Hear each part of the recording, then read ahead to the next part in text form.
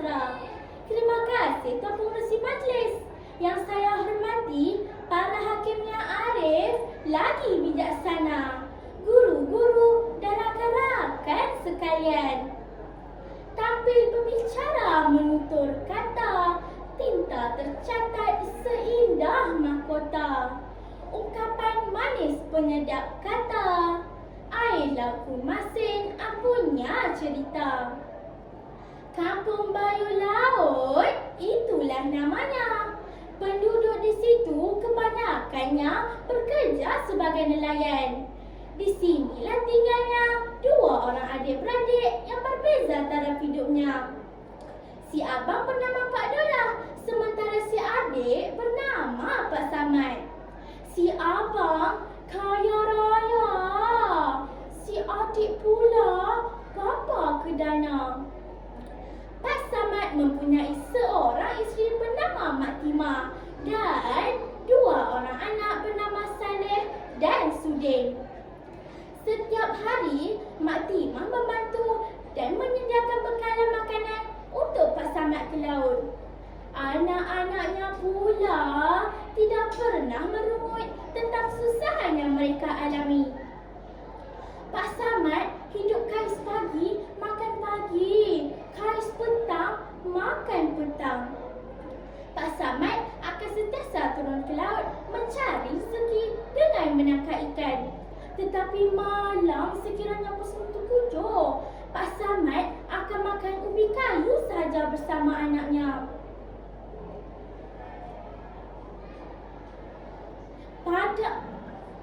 Pak Samad seorang yang tabah, cekal dan baik hati, terutama terhadap anak-anak dan isterinya. Sebab itu dia disayangi oleh orang kampung berbanding abangnya yang bersifat angkuh. Berkat kesabarannya, Pak Samad tidak pernah ditimpa bencana. Malah hasil tangkapannya bertambah dari sehari ke sehari. Kadang-kala hasil tangkapan yang berlebihan akan disedekahkan kepada jiran-jiran sekampung. Di rumah pula, isteri Pak Samad tidak tahu duduk diam. Dia bersama dua orang anaknya mengambil upah, mencuci pakaian dan menyapu sampah. Begitulah rutin hariannya setiap hari. Pada suatu hari, kampung nelayan tersebut ditimpa bencana.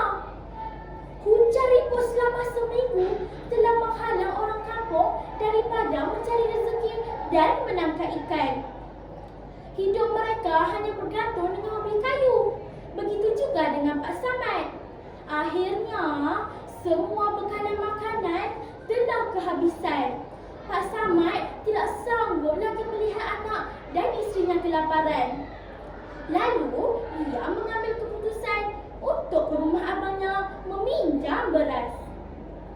Bang Dola, kalau tidak keberatan, izinkan saya meminjam barang secupak beras untuk dijadikan alas perut anak dan isteri di rumah.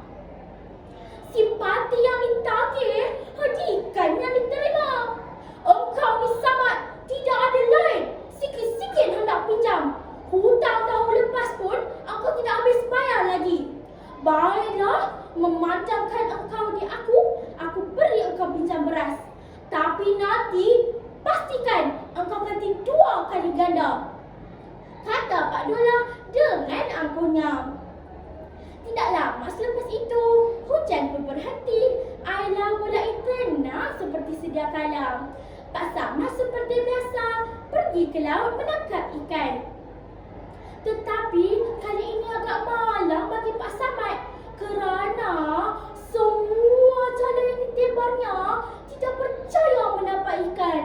Hampir putus asa Pak Samad. Secara tiba-tiba, tebaran jalan terakhir seperti ada sesuatu yang tersangkut di jalannya. Pak Samad amat mengharapkan ikan yang banyak.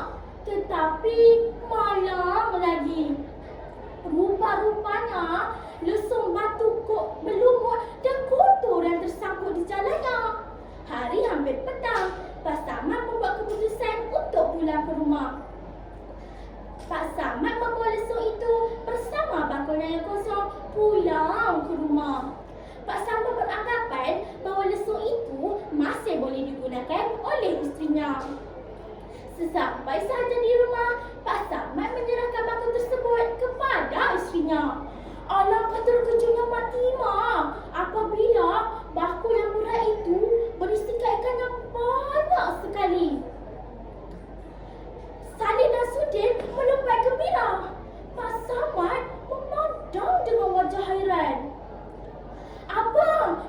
banyaknya ikan yang dapat hari ini.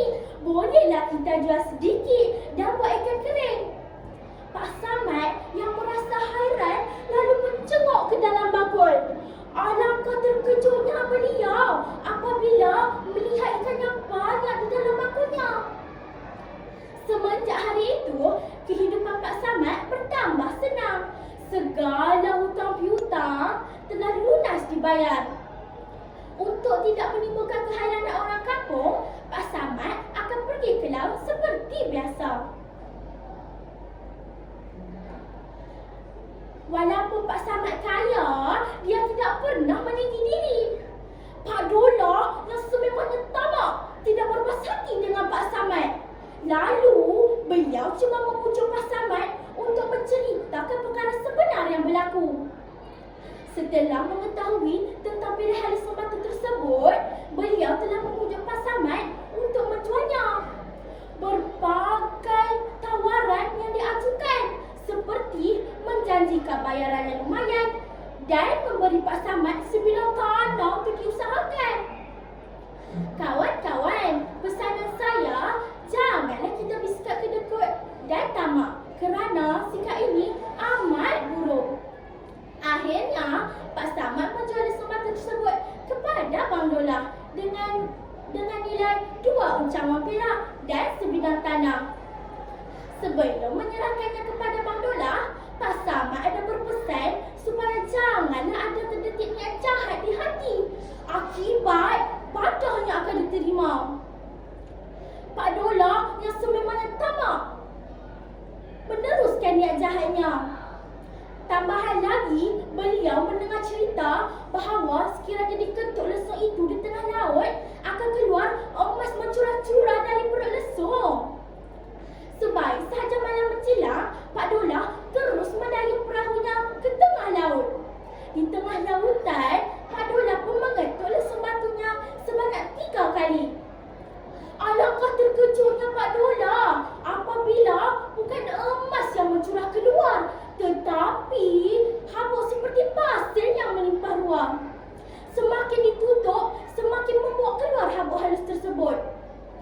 Akhirnya, perahu Pak Dola tenggelam. Serbuk pasir yang keluar daripada lesung itu rupa-rupanya garam. Akibat dari peristiwa itulah air laut menjadi masin. Begitulah asal-usul air laut menjadi masin. Oleh itu, sekiranya kita hidup senang, jangan lupa akan orang yang berada dalam kesusahan. Sikap tamak tidak akan menjanjikan apa-apa kebahagiaan dan kesenangan. Sekian, terima kasih.